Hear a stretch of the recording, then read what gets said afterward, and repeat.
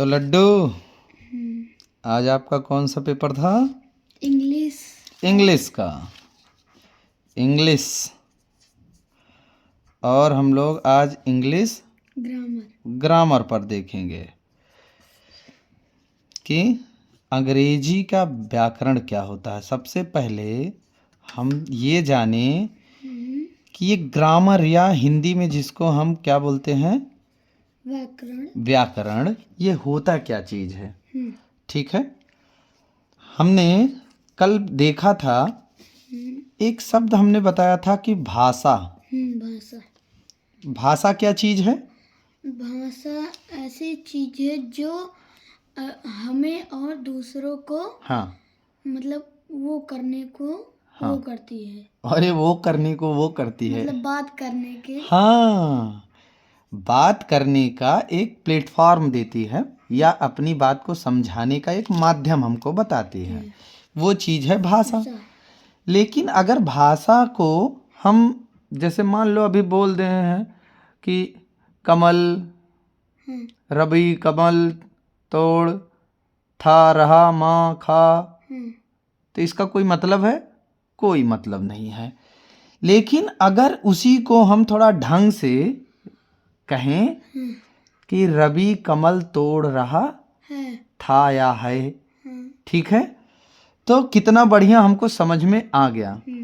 ये चीज़ हमको जो नियम है, जो भाषा को लिखने और बोलने का जो नियम है, उसी को हम क्या कहते हैं? व्याकरण, या इंग्लिश में कहते हैं ग्रामर। तो व्याकरण क्या चीज़ है या ग्रामर क्या है? नियम है, रूल। ठीक ना, ये रूल है, नियम है। किसके लिए? भाषा के लिए। भाषा को क्या करना है?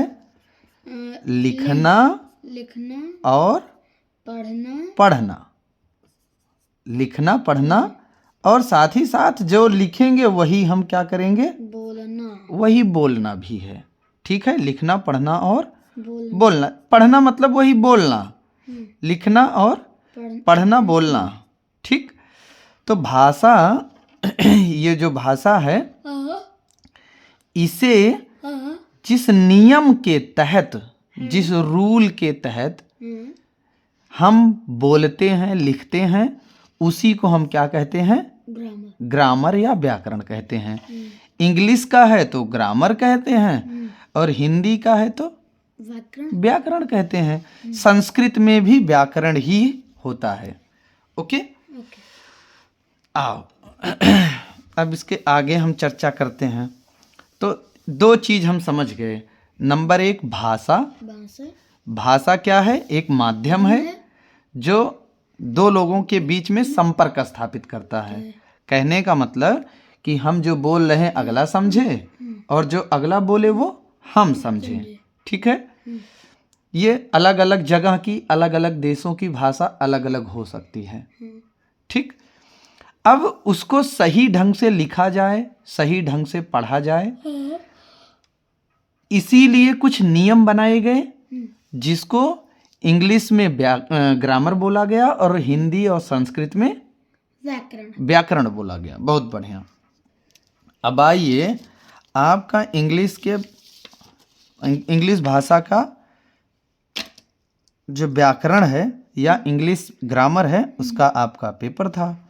ठीक है, इसमें भी अल्फ़ाबेट होते हैं। अल्फ़ाबेट्स इंग्लिश में अल्फ़ाबेट्स होते हैं, हिंदी में इसी को वर्ण बोलते हैं। ठीक है, या इसी को लेटर भी बोलते हैं। ठीक ना, इसी को लेटर भी बोलते हैं या वर्ण या अल्फ़ाबेट। इंग्लिश में अल्फ़ाबेट ही जानो।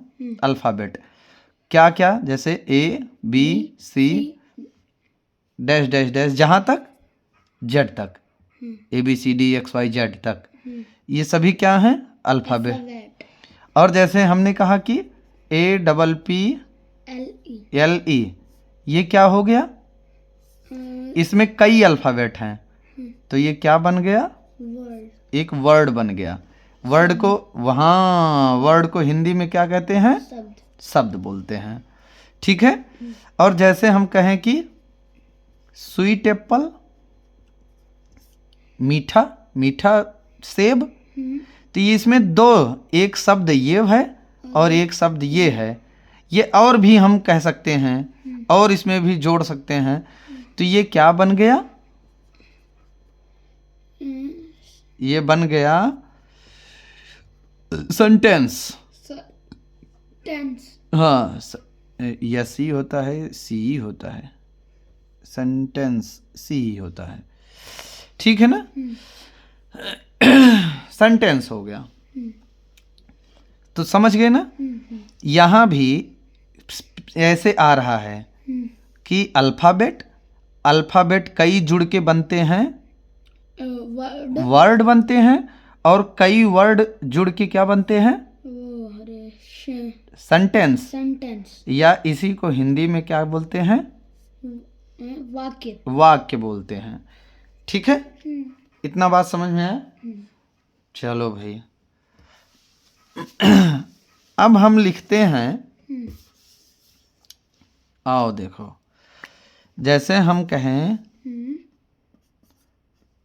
ये तो कम चल रहा है, इसको लेते हैं। Ram goes to market. Ram goes to market. ठीक है, फुल स्टॉप। इसमें ये पूरा क्या है? मतलब सेंटेंस, एक सेंटेंस है।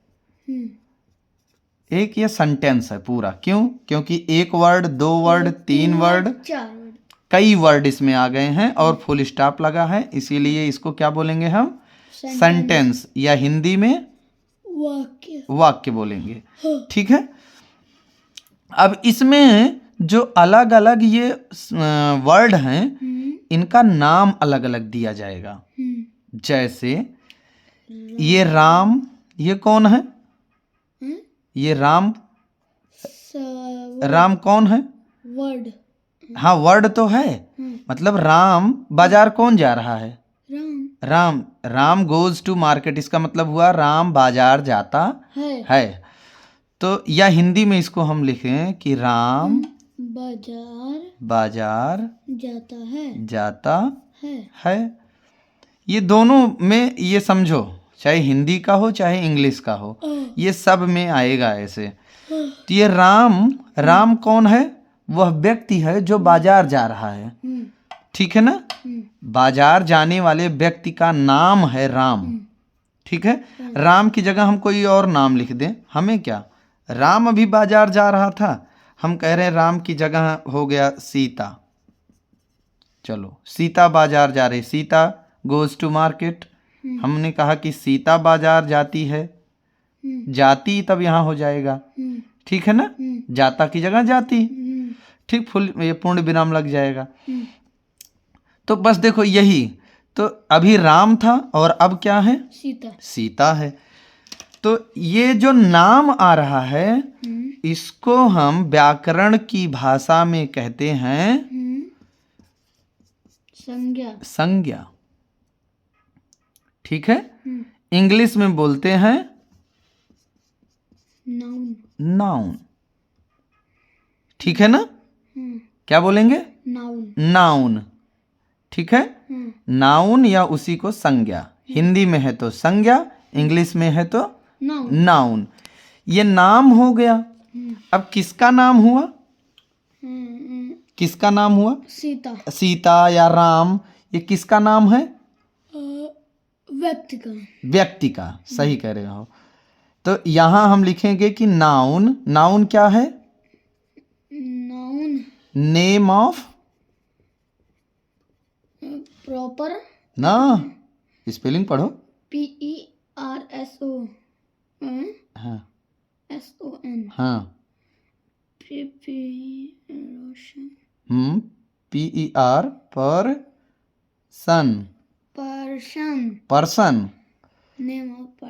नेम ऑफ पर्सन मतलब, पर्सन मतलब होता है व्यक्ति।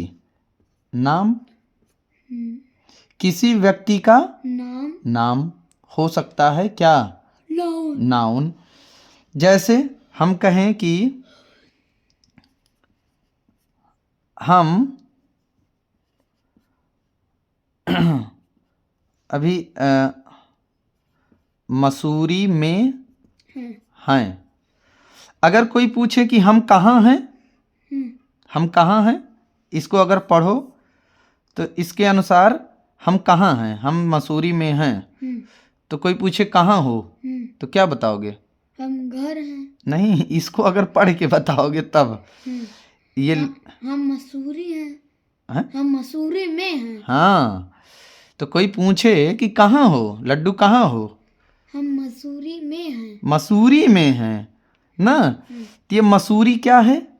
नाउन, नाउन तो है, बट मसूरी क्या चीज है? वो है मतलब वो, हाँ हाँ, वही वही जो समझ रहे हो क्या, अरे शहर, शहर है, या कह सकते हो जगह, जगह, मतलब नेम ऑफ प्लेस, प्लेस, ठीक है ना। Name of person, name of place, place, या फिर थिंग, इसी में और हम जोड़ देते हैं name of thing, things. Things मतलब चीजें, चीजें, चीजें, चीजें कुछ भी हो गया, मोबाइल भी चीज है, ठीक है ना, मोबाइल चीज है, फ्रिज चीज है, पंखा चीज है, ठीक है ना। फिर हम और इसको आगे जब जानेंगे तो नाउन के भी तमाम टाइप के उसके पार्ट हैं कि इतने पार्ट के होते हैं। ओके, तो समझ गए। अगर कोई पूछे कि संज्ञा क्या है, अगर कोई पूछे कि संज्ञा या नाउन क्या चीज है, तो हम कह सकते हैं कि नेम ऑफ पर्सन, पर्सन, दूसरा प्लेस, प्लेस, थिंक और थिंक, थिंग्स। थिंक दूसरी चीज होती है, थिंग दूसरी चीज होती है। थिंक मतलब सोचना, सोचना चीज, वो यहाँ के हो जाएगा, तब ये जी हटके यहाँ के हो जाएगा। थिंक मतलब सोचना, और थिंग मतलब चीजें, चीज। तो संज्ञा क्या चीज हो गई? संज्ञा किसे कहते हैं? नेम ऑफ पर्सन, प्लेस और थिंग्स, थिंग्स, ठीक है। किसी भाई व्यक्ति का नाम हो, किसी जगह का नाम हो, या किसी चीज का नाम अगर आ रहा है, ठीक है ना, तो उसे हम क्या बोलेंगे? संज्ञा, संज्ञा बोलेंगे। ओके ओके, ओके, इतनी बात समझ में आई? इसको हम मिटा दे रहे हैं। अब आ जाते हैं हम लोग, अगला क्वेश्चन क्या है आपका? प्रोनाउन। प्रोनाउन क्या है? प्रॉपर नाउन है का तो वो तो वो नाउन, वो प्रॉपर नाउन वो दूसरी चीज है। तभी भी, अरे वो तो पार्ट ऑफ नाउन हो गया ना। अभी ये प्रोनाउन सोचो कि ये प्रोनाउन क्या है। अभी तो नाउन हम पढ़े और प्रोनाउन, अगला हम प्रोनाउन देख रहे हैं। इसी को हिंदी में बोलते हैं सर्वनाम, सर्वनाम। जैसे हमने कहा कि सीता बाजार जाती है, बाजार जाती है, वह सब्जी खरीदती है, वह सब्जी खरीदी है, हाँ, या सब्जी खरीदने गई है, या ऐसे बोल देते हैं सब्जी खरीदने गई है, हाँ, सब्जी खरीदने, वह सब्जी खरीदने गई है, ठीक है। हमने यहाँ देखा कि सीता बाजार जा रही है या जाती है, कुछ भी लिखा होगा, और वहीं दूसरी जगह पर लिखा है वह सब्जी खरीदने गई है। अब अगर हम पूछे कि कौन सब्जी खरीद रहा है? सीता। सीता। लेकिन इसमें तो सीता का कहीं नाम ही नहीं था, कैसे पता लगा सीता ही खरीद रही है? क्योंकि यहां जो एक शब्द लिखा है वह ये किसके लिए लगा है? सीता के लिए। सीता के लिए, ठीक है ना? ऐसे ही हम और भी हम लिख सकते हैं, जैसे हमने कहा हम मसूरी में हैं, हम मसूरी में हैं, वहाँ बहुत ठंडी होती हाँ ठंडी होती है। हाँ, हो रही है या होती है, ठीक है ना? अब हम पूछे कि कहाँ ठंडी होती है? मसूरी में। मसूरी में, लेकिन इसमें तो मसूरी का कहीं नाम ही नहीं था। पर जहाँ वो वहाँ जो शब्द लिखा है ये किसको इंगित कर रहा है? मसूरी को। इसीलिए तो प्रोनाउन क्या है? वो वर्ड हैं those words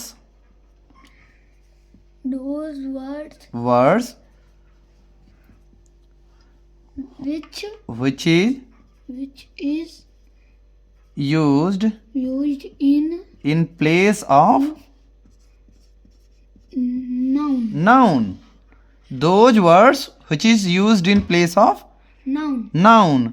ऐसे शब्द जो संज्ञा के स्थान पर प्रयोग होते हैं। यहाँ हम ये भी तो लिख सकते थे, जैसे सीता बाजार जाती है, सीता सब्जी खरीदने गई है।